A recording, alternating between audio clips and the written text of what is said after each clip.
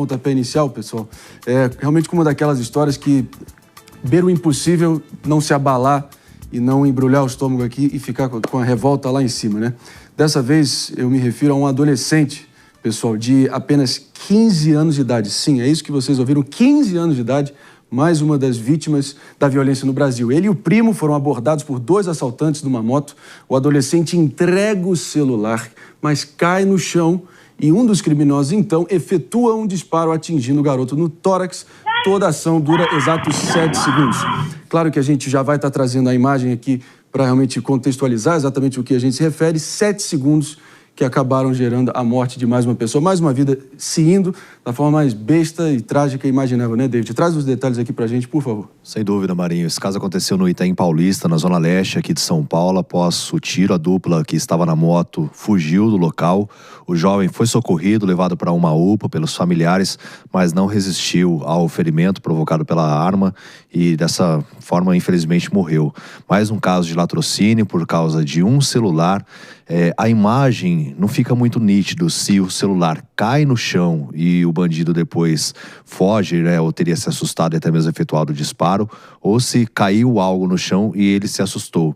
Mas fato é que toda essa ação durou apenas 7 segundos e mais um episódio de latrocínio, roubo seguido de morte, sendo registrado na capital paulista, no mesmo modo que a gente tem visto com frequência.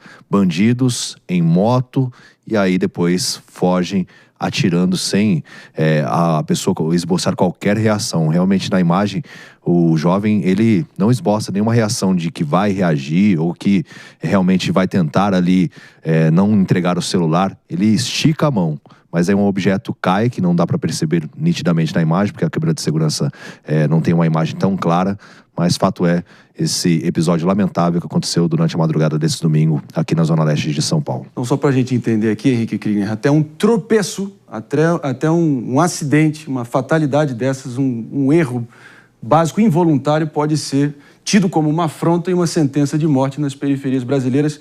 Claro que a gente se refere ao Lucas Teles, de 15 anos de idade, pessoal. É uma tragédia sem palavras, né? Realmente não existe mais nada que possa ser considerado como o pretexto, né? Antigamente as pessoas falavam, olha, não reaja, não faça isso, não faça aquilo quando você está sendo assaltado. Hoje qualquer coisa já é uma razão para que você possa levar um tiro. Você contribui com aquela que já é revoltante ter que usar essa palavra, né? Então ele entrega o celular, ele faz o que está sendo pedido dele e mesmo assim ele leva um tiro. Então é realmente uma situação muito triste, é mais um episódio de violência gravíssima que a gente vê aqui na nossa cidade, no nosso estado, acontecendo mais uma vez, recorrente, e a gente viu uma mobilização tão grande em outros casos. Agora a expectativa é que essa mobilização seja ainda maior num caso desse. Um jovem que tinha a vida inteira pela frente e perdeu a vida de uma forma tão absurda. Nossa oração, nosso coração também junto com essa família aí que está de luto hoje, né? Não, e o Krigner coloca uma coisa que é ponto central aqui. Nós vimos mobilizações muito grandes e necessárias em relação a outros casos. Que este caso tenha a devida mobilização e que não seja só mobilizações em determinadas áreas que são tidas como nobre dentro da cidade de São Paulo. Então eu acho que a gente também precisa frisar esse ponto. O Lucas, ele tinha apenas 15 anos, uma vida pela frente. André, isso me permite, muito bonito, quando a gente avalia porque ele estava na rua com o primo. O primo Kevin de Jesus, no boletim de ocorrência, narra que o Lucas se ofereceu para levá-lo de volta até a casa da namorada por medo dos crimes na região, para ele não ir sozinho. Então, é emocionante porque olha a sensibilidade desse rapaz que foi acompanhando o primo para protegê-lo. E que, de fato, o pior acabou acontecendo.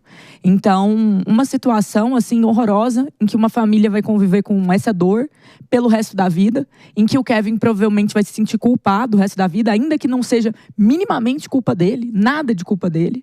E esses 2 criminosos jamais, posso afirmar categoricamente, no Brasil de hoje, com as leis que temos, estarão mais do que 20 anos na cadeia. Dificilmente 10. É esse o preço da vida no Brasil. O crime compensa, a gente fala disso. E eu acho que a gente tem que reforçar que chega de viver situações como essa. Está na hora da gente mudar a nossa legislação, deixar as penas mais duras e dar a devida importância e dar a devida responsabilidade para esses assassinos atrozes, bandidos, sem nenhum pingo de humanidade.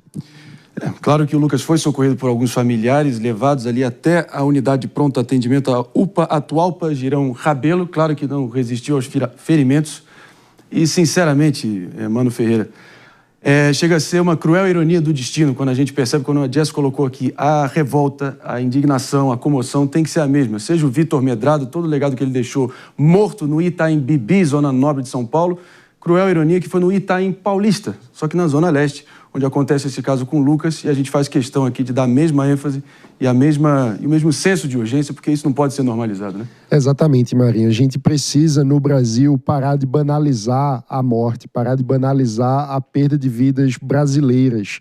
Temos tido muitos homicídios e é inaceitável que qualquer caso fique sem solução por parte das polícias, sem processo por parte da justiça e sem a devida punição. Enquanto nós ficarmos incapazes de fazer com que um homicida pague pelo seu crime, o direito à vida, que é o mais básico direito constitucional, a mais básica razão de existir do Estado, seguirá sendo apenas uma ficção.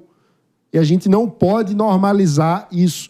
Precisamos parar de banalizar os crimes contra a vida no Brasil. A gente precisa dizer chega. A recorrência desses casos também fica nos anestesiando e a gente naturalizando o absurdo cada vez mais. É um reflexo trágico de tudo que a gente está vendo, ainda mais em 7 segundos. Tem uma regra básica da comunicação que o ser humano forma a primeira impressão de qualquer um que ele está interagindo em 7 segundos, a famosa regra dos 7 segundos.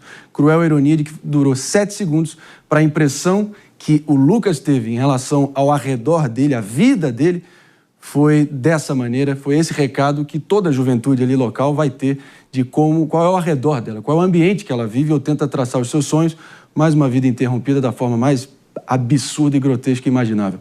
Agora, outra história aqui, pessoal, que também se desenrolou na Zona Leste aqui de São Paulo, que também viralizou, e a gente faz questão de trazer para vocês. Ainda bem que, pelo menos, algum alento aqui, que não houve o mesmo desfecho trágico e fatal. Eu me refiro a uma jovem de 19 anos, derrubada na calçada de forma covarde, teve o seu celular roubado por assaltantes. Ela chega a implorar David de Tarso para que os bandidos não levassem os seus pertences. A gente imagina a luta, o suor e realmente o corre que ela teve para poder ter aquele aparelho removido de uma forma tão brutal. A gente tem até as imagens aqui, mas eu queria que você trouxesse mais detalhes antes da gente projetar na tela. Marinho, uma câmera de monitoramento de segurança gravou o momento em que um dos homens desce da moto, pega o telefone da vítima e depois sobe na garupa fugindo do local. Ela chegou a implorar, que tinha lutado muito por isso. Inclusive, a gente tem o vídeo com áudio para mostrar para vocês. Vamos conferir.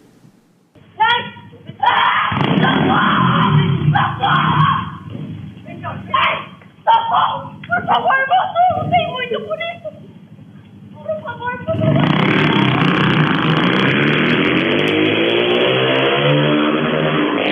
Aí depois os bandidos fogem, né? Ela diz, eu implorei muito por isso. Realmente é assim. Mano, eu queria a tua opinião aqui, até porque parece que no Brasil de hoje, você não agradece pelo emprego que você tem, você agradece por conseguir chegar até ele são e salvo. Esse é o nível que a coisa chegou.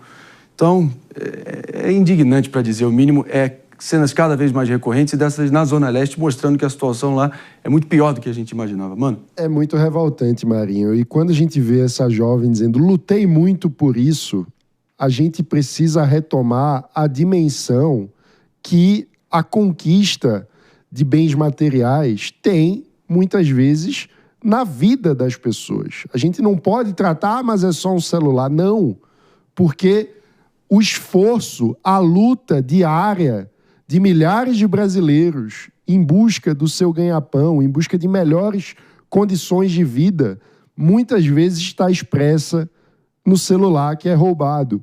Muitas vezes o celular é um meio de trabalho, é um meio de comunicação com os entes queridos, é um lugar onde se guarda as memórias, onde se guardam fotos, onde há toda a vida da gente hoje está depositada, muitas vezes, no celular. E a gente não pode banalizar isso. Chega de dizer que se roubou um celular para tomar uma cervejinha.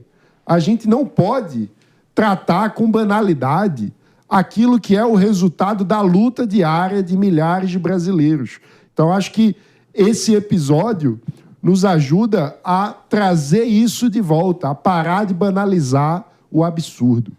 A Zona Leste, cada vez mais, Jéssica Peixoto, não é mais uma periferia esquecida, né? Parece que é um território ocupado pelo medo, ocupado pela bandidagem, que reina e domina por lá, gerando situações, assim, assustadoras como essa, né? E parece que cada vez mais tem 2 fusos horários lá por perto de Guaianazes, né? O do CLT e o do cangaço.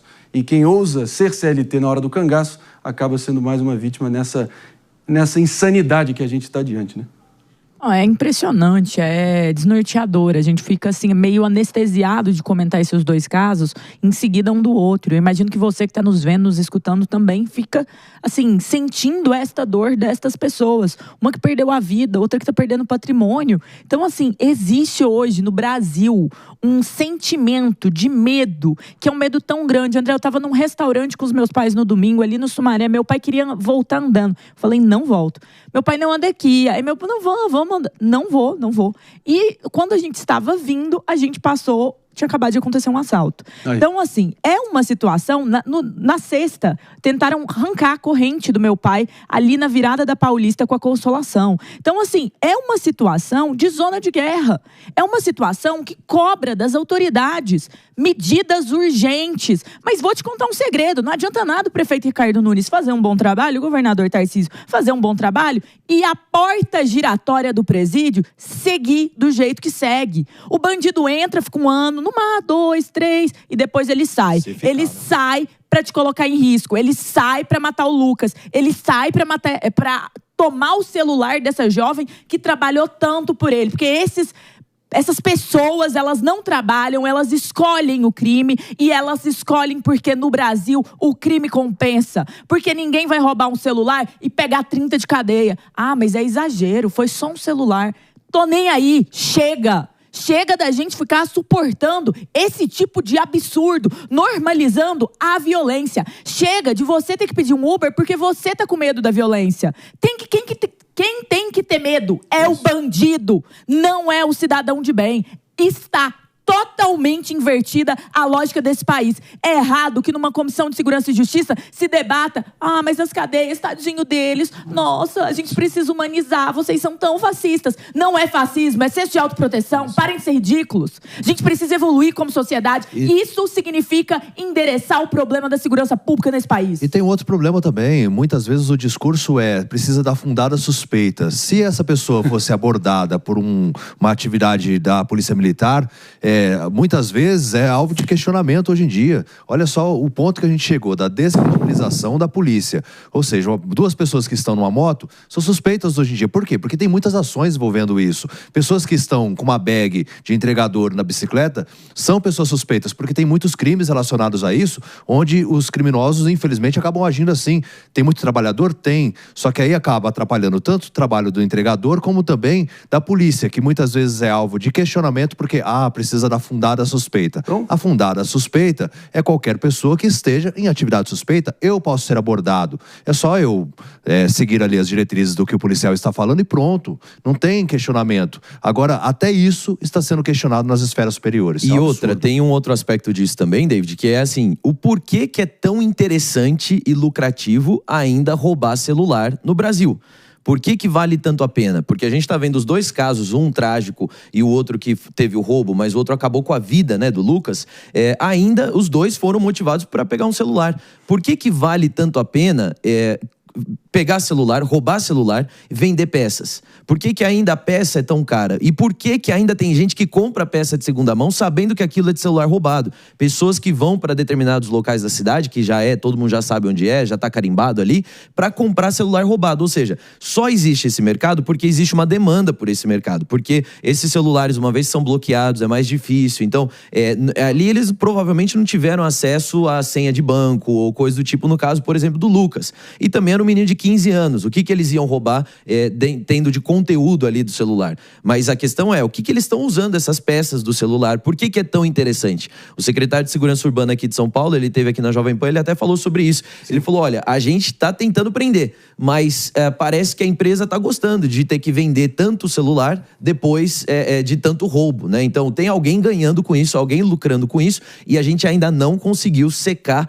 esse vazamento que é essa grande venda de celular roubado e de peças de celular roubado também. São cenas que vão se repetindo, basta um fim de semana ali associado ali a um feriado prolongado, e é o terreno fértil para essas cenas aí se multiplicarem cada vez mais. E parece que é isso, né? O português do cotidiano do trabalhador brasileiro se adaptando ao crime, onde implorar para o bandido não te reduzir a nada e você restar o mínimo da sua dignidade, parece que virou uma espécie de protocolo de sobrevivência urbana no Brasil de hoje em dia. Isso é inaceitável. A Jovem Pan, nesse espírito também de lidar frontalmente com essa onda de violência insana que todos nós estamos imersos, propõe a campanha Chega, que veio para ficar, está tendo uma baita de uma adesão para realmente engajar a sociedade civil, você do outro lado, você, nosso ouvinte, telespectador querido, e tão apreciado por nós aqui, da gente entender a dimensão do problema para aí sim poder enfrentá-lo de forma efetiva. Vamos conferir. Chega de crime, de assalto, de medo, de impunidade. Chega, uma campanha da Jovem Pan contra o crime. É isso, né, David? Quando o trabalhador suplica pelo celular, cada vez mais uma extensão dos nossos corpos, não é mais pelo aparelho somente, não. É pelo qualquer resquício mínimo de dignidade que ele pode se manter quando tem uma arma apontada para ele. Então essa campanha veio para ficar, a adesão está sendo melhor do que os nossos prognósticos mais otimistas e não poderia ser diferente, né? Não, sem dúvida, Marinho. Não se trata só do celular, é a aliança que a gente tanto tem falado aqui. São cordões de ouro. Por exemplo, esse cordão de ouro aqui também representa um laço de família. Então, assim, o que representa aquilo pra gente? E a gente quer dar voz a essas pessoas. Para você participar, basta escanear o QR Code que aparece na tela ou, se não, pelas suas redes sociais, pela hashtag Já Foi Assaltado. Dessas duas maneiras, você grava o seu depoimento e a gente vai querer te ouvir e buscar respostas junto às autoridades, porque realmente a impunidade está alta. Os meus colegas citaram alguns exemplos aqui que aconteceram recentemente no final de semana. Eu, na quarta-feira, né, porque quinta-feira depois nós tivemos um plantão, período de folga, estava saindo aqui da Avenida Paulista, fui em direção a um restaurante por volta das 2h da tarde. Um rapaz tinha acabado de ser assaltado. O que aconteceu com ele?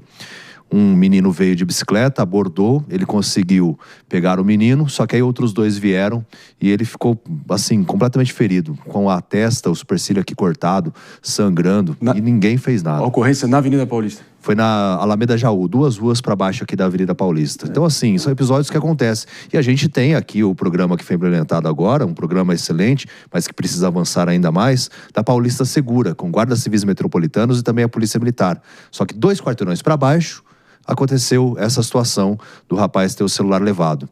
E aí fica a impunidade realmente, porque por mais que eles sejam pegos, muito provavelmente não vão ser presos, né? Porque menores são apreendidos também. Então é toda uma legislação que ampara, infelizmente, os criminosos. Por mais que sejam adolescentes, que falte também uma política pública relacionada a isso, a gente está falando de pessoas com potencial ofensivo, como aquele rapaz que eu vi, até perguntei para ele se ele queria gravar, mas estava realmente muito machucado. Sem dúvida.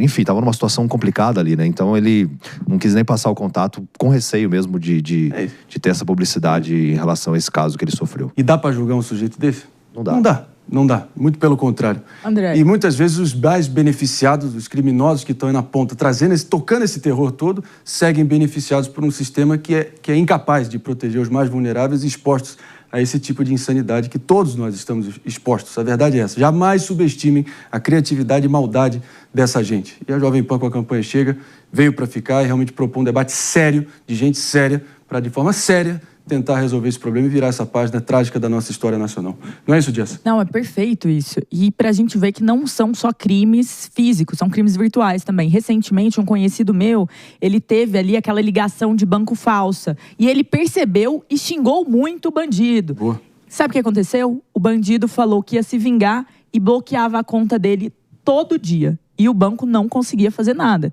E esse cara não vai ser pego. Então, assim, é um universo que nós vivemos paralelo, que é um universo onde o crime nos domina. O Brasil se tornou, em um certo grau, um estado paralelo em que o crime é muito forte, em que o crime ele tem a força de bloquear a sua conta de banco porque ele ficou bravo que você xingou ele. Então, assim, é uma vergonha que nós estamos vivendo neste país que não há Lady Gaga no mundo que corrija. Seus filhos aí saem para tomar um sorvete, paquerar e não sabem se vão voltar para casa. É a realidade dura, crua e nua que está posta. Quem seguir achando que está eximido disso ou blindado disso é porque não está ciente do Brasil real, que a gente jamais se furta nesse programa de expor, não aqui pelo alarmismo, não aqui para criar histeria, mas sim para lidar frontalmente. É a única maneira de, na vida, a gente conseguir ver uma mudança concreta e de fato sobre o que merece uma mudança e clama por uma mudança, e a gente vai nesse sentido sempre.